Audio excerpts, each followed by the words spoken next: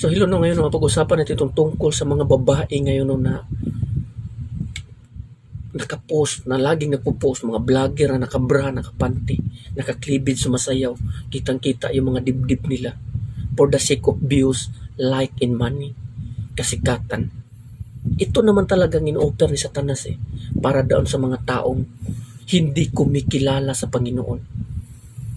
Uupiran sila ni Satanas ng kayamanan, kasikatan, kaharian, kapangyarihan, bahay, lupa, pera. Gawin mo lang ito, ganyan, ganito, ganyan. Ginawa nila, nakapante. Itong mga babaeng ito, buhay ang katawan, patay ang kaluluwa. Ito yung tinatawag no, living dead.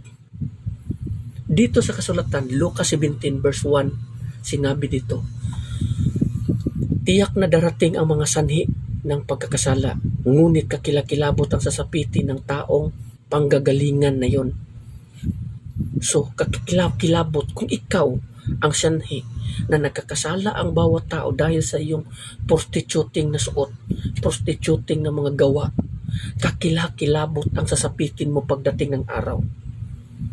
So, mas matindi pa ang kaparusahan na sasapitin mo kaysa doon sa mga taong iyong winasak na ikaw ang siyang dahilan nahahatak din sa impyerno. Dito sa kasulatan, dagdag, mabuti pa sa kanya ang bitinan sa liig ng galingang bato, ng isang galingang bato at itapon sa dagat, kaysa maging sanhi ng pagkakasala ng sinuman sa mga maliliit na ito. O isipin mo, so mas matindi pa pala talaga ang sasapitin yung kaparusahan dahil sa kalaswaan na ginagawa niyo. Sinabi dito sa verse 3, kaya't mag-ingat kayo. Kaya mag-ingat kayo. Kayong mga kababaihan na gumagawa nito, buksan niyo po yung isip niyo. Kung hindi kayo magsisisi at patuloy niyo itong ginagawa dahil tingin niyo siksing-siksi kayo, hindi niyo alam, kayo ay ginagamit ni Satanas bilang pain. Pinain kayo ni Satanas upang makahatak ng bibiktimahin na magkasala sa kasalanang pangangalun niya. Kasi nga, ang kasalanang pangangalun niya, gawa yan sa pagnanasa ng laman, makalaman yan. At sinabi dito, ang kabayaran ng kasalanan, kamatayan. At kung kayo ang dahilan na magkasala ang bawat tao, hindi talaga kayo exempted. Impyerno rin ang sasapitin nyo pagdating ng dulo. Kaya buksan nyo po ang mga mata nyo. Magsisi kayo, kasi kapag hindi kayo magsisisi, darating yung araw, magigising kayo doon sa apoy ng impyerno kung hindi kayo magsisisi. Marami kasing mga kababaihan ngayon, no? Gusto nilang magsuot na nakabra, nakapanty. Ang tawag nilang siksi, pra-siksi sila. Gusto nilang nga pagnasahan sila ng mga kalalakihan. Hindi ninyo alam ang inyong ginagawa. Mamamatay kayo sa inyong mga ginagawa. Malalaglag ang inyong mga kaluluwa pagdating ng araw. Dito sa kasulatan, sa Matthew chapter 5 verse 3, sinabi dito, narinig ninyong sinabi, huwag kang mangangalunya. Sa kautusan ni Moises noon, may kautusan doon na sinabi, huwag kang mangangalunya. Ano ba itong pangangalunya? Isa itong kasalanan na nakipagrelasyon ka or nakipagtalik ka sa isang babae na may asawa, yan ang pangangalunya, kapagrelasyon ka. Ngunit dito sa verse 8 sinabi, ngunit sinasabi ko sa inyo, ang sino mang tumingin sa isang babae ng may pagnanasa ay nangangalunya na sa babaeng iyon sa kanyang puso. Nagkasala ang mga kalalakihan ng pangangalunya dahil sa inyong mga babae kayo na mga prostitute, na para kayong prostitute, hindi na talaga parang prostitute na kayo dyan kasi nakabra, nakapanty kayo. Ang pag-iisip at puso ng mga kalalakihan na tumitingin sa iyo, puno ng pagnanasa yan. At dahil dyan, narurumihan ang tao sa kanilang kasalanan. Nagkakasala sila sa kautusan ng pangangalunya.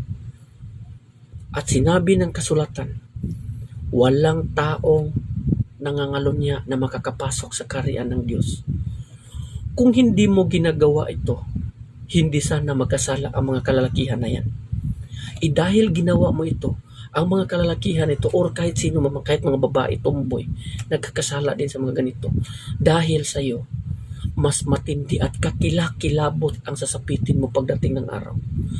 Ang kaparusahan na iyong sasapitin, dubli-dubli. Kung tingin mo, siksing-siksi ka na dyan, hindi mo alam. Instrumento ka ni Satanas. Instrumento ka ng demonyo. Every time na ginagawa mo yan, every time na nakakahatak ka ng tao na magkasala, tuwang-tuwa si Satanas. Kasi nga, maraming kumukubit sa kanyang pain. At ikaw yung babae ka na siyang dahilan na nagkasala. Ikaw ang nagiging pain. Hindi ka ba nag-isip? Hindi mo ba iniisip? You are the living dead. Buksan mo yung isip mo. Kailan ka magising? Ang huli na. Doon ka nagigising sa impyerno. Maraming mga hangal na mga kababaihan na gumagawa niya. Ngayon, labis-labis ang pagsisisi doon sa apoy ng impyerno. Tapos idadagdag mo ang iyong sarili doon. Naku. For the sake of money, views, kasikatan, fame, glory, or ano pa man na ino-offer sa iyo ni Satanas upang ikaw ay magiging pain ka lang, wala ka talaga. Napakababaw ng iyong moral. Hinayaan mo na gamitin ka ng demonyo upang wasakin ang sangkatauhan.